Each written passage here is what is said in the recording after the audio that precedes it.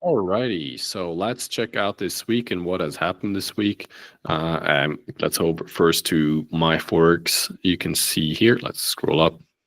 I took some losses this week. I went all the way down to like 21% of what I had. And then I had some good trades and I'm back 27%. I'm up on the week. It's a small amount, 0.62%, $38. Oh, by the way, my name is Joachim Yeri and this is Clear Trades. And you can see I actually lost in terms of pip difference. I'm not sure whether that was it might have been a silver trade that I kind of messed up or something like that, because the pip difference there is usually more, or the pip amount. So you can be negative in the pip amount, but still be making money. So overall, it was a very good week in terms of learning. It was extremely frustrating for me because I saw a lot of good trade setups, which I have some of them shared in my Telegram channel. You can find the link in the description or in the comment section. And I've shared some of them here. There's a bunch I didn't share of trades that just worked out and I didn't take them for whatever reason. It was extremely frustrating for me this week, but there was a lot of learning because what it showed me was that I am seeing things pretty clearly in terms of setups. My execution is somewhat lacking. There are two things that I've noticed in terms of lack of what I'm struggling with. One is it's not the screening process. I can identify a setup and a pair or an indice or whatever it is that I'm looking at. I can identify whether this has a likelihood of having a setup today. I'm good at that. That works. What is difficult is when things are unfolding, how do I make sure I am not screening too many, don't have too many options on the table? How do I make sure I have the one with the highest likelihood and the highest profit potential? And that I'm not over screening or missing opportunities because I'm looking at something like with the CHF JPY.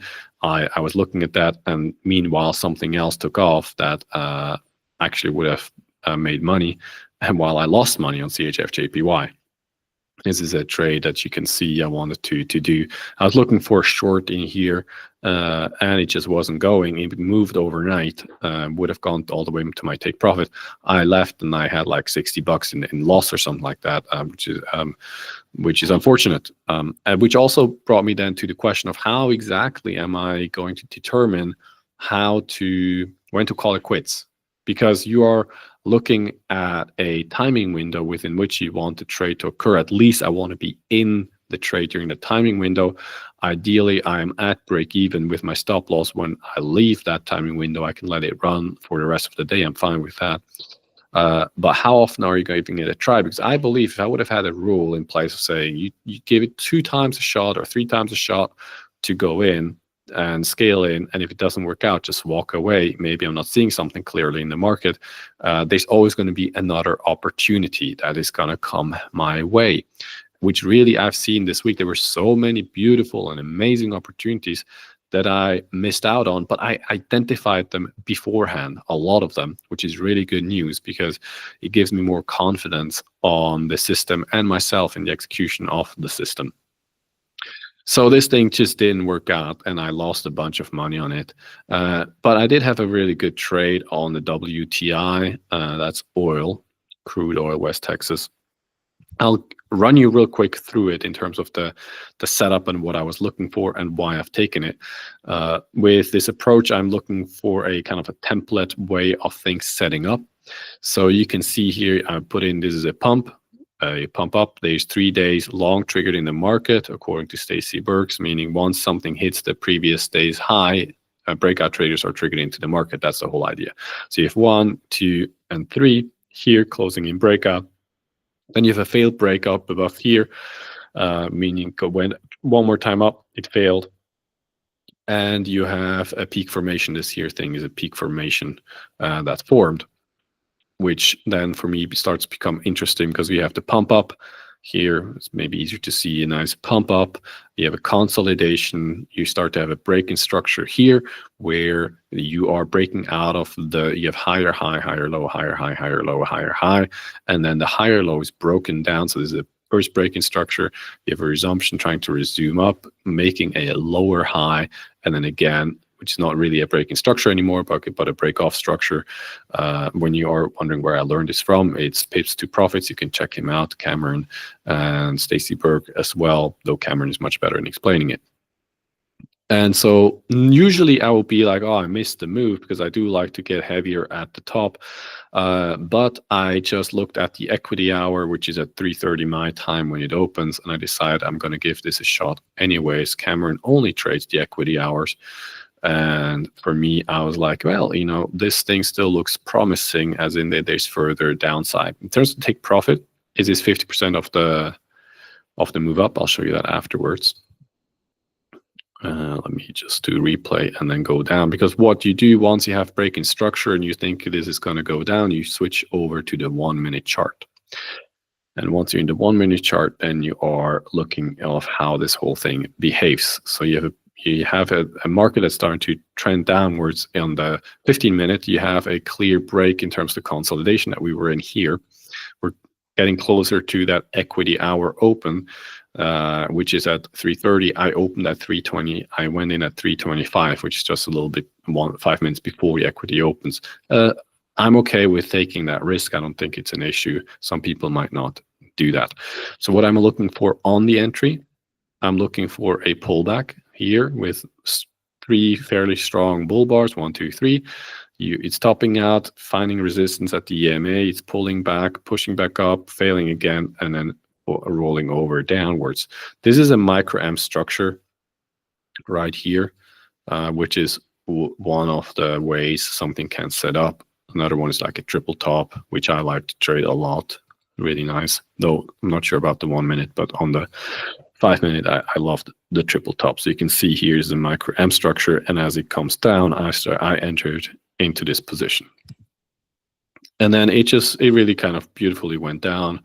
It didn't take management at all, pretty much. It was working by itself, because that's what you're looking for, is you're looking for momentum downwards. I did exit here somewhere in this vicinity. It later hit my take profit. I was happy with getting out where I did get out, and that was about a $270 win. It's a very clear, very simple template. I'm starting to actually see the templates much better than before. Now here's the 50. That's wrong. Let me switch to 15 minute. There we go. So I took, you could start all the way down here. I took it from here as a retracement, a 50% retracement all the way to the top. Here we go. So it's about a 50% retracement. There's how it played out. I cut out this segment of the market, which in my opinion was a higher probability. We had a dump, and then it rebounded afterwards. I don't care. I'm out of the market. I made my money. I'm happy with that. There's absolutely nothing else I need to do. Just get in and get out, and this took like 45 minutes, and that's it. And I'm at $270. This is the beauty of this approach. This is why I'm so interested in it and wanting to execute on that. This worked out versus something like CHF-JPY. Now you can see this, the one I just showed you. I entered it when it already had broken out of the consolidation. Now you can see CHF-JPY, it did not have that. You can also see that in terms of structure, it was simply it found the bottom here. It made a higher high here. So this is the low. It did not break this low. So there's no break in structure here appropriate. This is all consolidation in between. But I was trying to find, because I do like to get in higher at the top and just wait it out and let it fall down. But the drawback was that it just got stuck in the consolidation, and I tried it again and again, trying to find the short position, losing money over it. And so one thing I could consider is to really wait till I have a break in structure and do what I've done with West Texas Oil. The other thing I can do is just simply give myself 2-3 shots if I want to find there, and just leave it for the rest of the day. Because how this approach works when you're executing it properly, or there's different ways you can execute it, but I think this is a good way to execute. It's basically once you enter, you don't enter with a full position. You can enter multiple positions. So let's say you have allocated 1%, you can enter with 0.3% of your account's value, and then add 3 more positions to add to the 1%. But you don't scale in as it moves kind of in your direction, moving here and adding here. You don't do that. Instead, what you're doing is you are adding high up. So as you have seen the micro amp structure, you're adding into that, and it starts moving at 2 more positions into it, then you are very heavy at the very top, and then you could add in further, but that's a different thing, which requires different management. You got to make sure that the circumstances are lining up for it. But what that means is that you enter 1/3 of your position, it moves against you, it moves 50% against you, you can close half of it. And it moves another 50% of the 50%, you can close another half, or you can close the entire thing. Meaning you've taken a loss on 1/3 of your full allocation on that. Now, obviously, there's cases where it's gonna look like you can fully allocate it, and it goes against you, and it goes to 50%. You can take 50% off and then move back in as it moves into your direction. But again, you're gonna have the issue there. Am I in a yo-yo effect? Kind of like, oh, it's going up, so I'm gonna take 50% off. Now it's going my direction. I'm gonna add to 50. Oh, it's going back up, so I'm gonna take out. You gotta have some kind of number there, so you're not just going to keep yo-yoing and basically losing money, which is something that happened with me. So having an idea on giving yourself limitations. For me, with the good trades like the oil trade, and then also on a DAX, I took a nice trade, which I actually unfortunately just didn't size heavy enough. But it was a similar story. It was not as clean as the oil in terms of the setup, because we don't have as clear of a movement up. The pump is not as strong as on the oil, but you have the similar thing where you have a failure up here. You have peak formation that is being formed here, and then we move down. We're retesting here, and it fails up here, which is then where you can enter in, which is what I did. I got not the best fill. I was checking out that up here again, this whole screening and monitoring while the day's unfolding, something I need to work out. So I wanted to enter up here, and I came after his candle. So I entered here, and I didn't size because of that thing. I didn't size as much, which is really unfortunate. I should have sized like triple the amount than I did. So anyways, it was still a win, and it was a very clean, clear setup on the day itself. You can see that a nice pump up. You can see the small constant consolidation here, the breakdown, breaking in structure, coming back up, having a double, a micro, well, micro, it's on the 5 minute. You have an M here, the engulfment here, and then move down. I did exit up here because I wasn't sure if this thing is just going to be range bound. It looked like a decent place where it could just stall, but it didn't. It actually went all the way down. Would have been a very nice trade. And so I've gotten a lot more clear on the setups, seeing the setups, not very good at executing on the setups. There's so many things I missed this week. It's been ridiculous. You can check out some of the Telegram history. I haven't even shared everything that I have missed. For example, this is gold. This just simply set up how I wanted it. I want to have a move up to the breakout point here, and then enter and have a very nice move down, because it would give me a fantastic risk to reward ratio. Instead, it went here. Let me just show you. So if I would have entered, I probably would have entered somewhere here, and something like that. Still actually a pretty good risk to reward ratio, but I didn't enter here because I want that higher thing. This is a good setup. It's a triple top, 1, 2, 3. You can go in, you can enter here, and I saw it and I didn't. So again, I missed an opportunity. You can make a case, well, that's good because you're actually sticking to your rules and wanting it to move a certain way. And that's something, again, I need to find my way in how am I actually looking at this thing. Or at the setups, how flexible am I with my setups and all that. You have the same thing here when you had a first red day, it comes all the way to the break point. I saw this, I didn't enter it, and it played out really well. 1, 2, 3 risk to reward, hit the TP. I didn't take this trade. And there's countless of these setups. There's so many opportunities this week that I didn't take. But I have gained a lot more confidence with the approach and with myself that one piece of the puzzle is there, which is I can read the chart appropriately. I can identify what pairs and indices and instruments might set up for myself. So one piece of the puzzle is good. There's another piece of the puzzle, which is the actual execution. There's the screening of it as I'm sitting in front of the laptop. There's the whole idea of how much time should I even allocate and be in front of the laptop. 4 hours in one session is way too long for sure. CHF JPY, that was a huge mistake. I'm totally drained afterwards. Not sustainable for me at all. So there's all kinds of questions that I still have and pieces of the puzzle that are 100% fitting. But overall, it is looking promising. Now, I did want to talk a little, because I did mention last week around psychology, right? And how I was feeling pretty okay here, even though I was in 40% drawdown. And I'm up here and I'm struggling much more psychologically than I was down here. And I thought this is because I had some thinking around that. And I thought I'll share this because it might be useful for you. The reason the way I look at confidence is that basically your brain takes your experiences regarding this field, maybe related fields as well. It kind of does a computation and it thinks, well, it's a reasonable thing. I think I can do this. You know, I have experiences in the past that show I can handle this. This is maybe a bit more out of my comfort zone, but I can handle that. And so it projects confidence, saying, yes, I can do this. Now, when you're not confident, it's not necessarily an issue. It's actually maybe your brain telling you that, hey, you don't actually have the experience to back up you doing this right now. So when I was in here and I was in 40% drawdown, I had extensively tested this approach, which is different from what I'm doing now. I had extensively tested this on demo account. It worked really beautifully well. I did not have a time of significant drawdown on the demo account. And I was expecting to go into drawdown because it was missing that I was having drawdown on the demo account. And so that's why I've opened an account with a smaller amount rather than putting all my capital in one basket, which I'm not going to do ever anyways. But so I was expecting it. I had the confidence. I knew you can have a significant amount of drawdown with this approach, and you can recover it pretty quickly in just a few trades as part of the system. So I knew this, and I had the confidence in the system and in myself because I've seen it.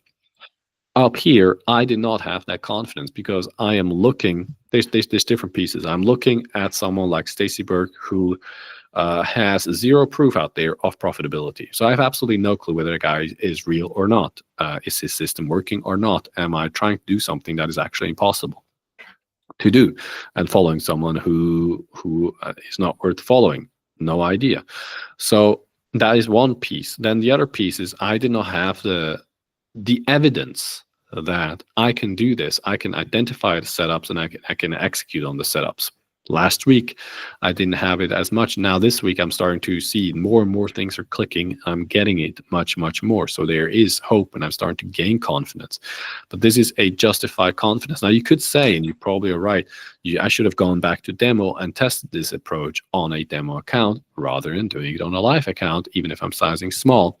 It might have saved me some money and some nerves as well on this trading journey that I'm on. But so if you are fearful, maybe your brain is trying to tell you, hey boy, you are a little bit out of depth with this thing. And then you can look at what can you do in order to adjust to respect that and show yourself, give yourself the evidence that you can do it. Because it's the same thing with this approach as I was going down. I looked at all the trades that I did take, which eventually worked out, which I mismanaged some of them here. And I was like, damn, I was right so many times, and that gave me the confidence to stick to my guns and take these trades, which eventually resulted in me making this amount of money on the account. And a similar situation where I'm like, hey, I got this. I can identify the setups, the pump and dumps and pumps and whatever. I can see them. Now it's just a question of refining and on the execution side. And then I believe this approach will be very much profitable for me. So fear is not necessarily bad. Insecurities are not necessarily bad. Not feeling confident is not necessarily bad. You don't want someone who is super highly confident in something that they have no competence in. You don't want a neurosurgeon, performing a surgery on you, and they have no or very little experience on that surgery, and yet they feel super confident, do something and fuck something up. You don't want that. And it's the same thing with your trading. You don't want to be ultra confident and tell yourself affirmations of I got this and whatever when you don't have the evidence that you have got it, which is why I do believe that a demo account is very useful. And it would have saved me a lot of headache and heartache if I would have switched to a demo account, I believe. Because I would have been just stress-free and not seeing some of the profits just disappearing because I am experimenting and figuring things out, which you need to do. Like, I don't regret sitting 4 hours at the laptop and staring at this thing and trying to figure out where is the entry. This is how I know this is not for me. This is also how I start to make rules. So you need to flounder, you need to make mistakes, you need to do stupid things. That's all part of the process. You need to test the limits of your system. And it's best if you do that just on a demo account, because then you can enter with real money and you can have the confidence that you know exactly what you're looking for and you can execute on what you've been practicing. So anyways, these are my reflections for this week. Let me know how your week has gone. And of course, if you got any questions, put them below. If you have any topics you would like me to cover in the future, you can also let me know. I will ramp up this channel again in the next year probably. Because all this time here, while I've been slacking off on the YouTube channel, has just been spent on researching and getting familiar with the approach, trying to train my eyes so I can see the template, I can see the pump, I can see the dump, I can see the overall context and how it fits into it. This is a first red day template, for example. You have a close to a trend line, strong moving market up. You have the first red day here, a pump up and then a pump down, break down, with a profit target somewhere down here. This is something I have trained myself to see, and it is something that you need to train yourself. So it is not all psychology. It is a good amount of it is also learning to understand the language of chart. You need to speak chart. You need to understand what the chart is showing you, and you need to start to identify setups that actually work for you. And this is what I like about the approach with Stacy Burke is I don't stick to a financial instrument like Forex. I can go to crypto, I can go to the NASDAQ, to the DAX, to whatever. And I can look for the same setup. I'm not trying to predict the market in terms of long-term direction and how exactly it's going to move. I'm just looking for a setup and trying to rinse and repeat the same setup over and over and over again until it really becomes second nature. This is the goal of this. And I do believe there's a lot of merit in this whole idea. And I believe it is something that can work. Anyways, if you like this video, if this has been useful for you, then hit the like button, the subscribe button, share it with whoever else might find it useful. And I will see you on the next one. All right, take care.